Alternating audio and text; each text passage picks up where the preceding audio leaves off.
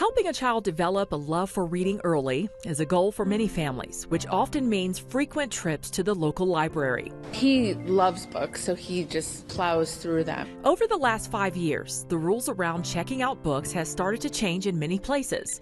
Some started small by first eliminating fines for kids' materials that were turned in late.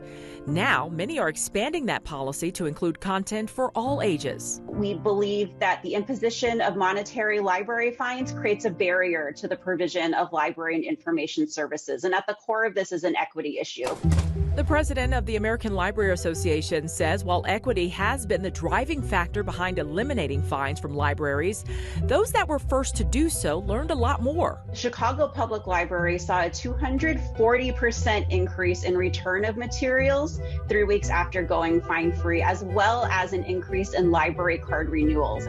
Libraries that went fine-free also saw an uptick in visitors and access of services and programs, many of which are free and can mostly benefit lower income and historically underserved communities.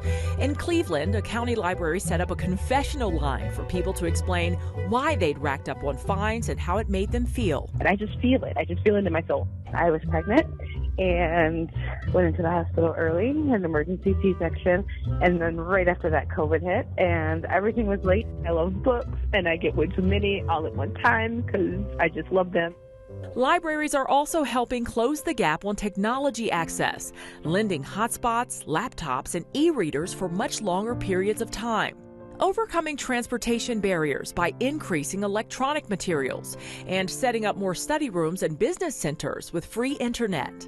But fine-free is also something libraries on the front lines have long pushed for. The worst part was when you would see parents bringing their children in and you'd overhear them say something like, no, you can only have one thing because we can't afford these overdue fines. Groups and sites like the Urban Libraries Council and End Library Fines are tracking locations across the country going fine-free.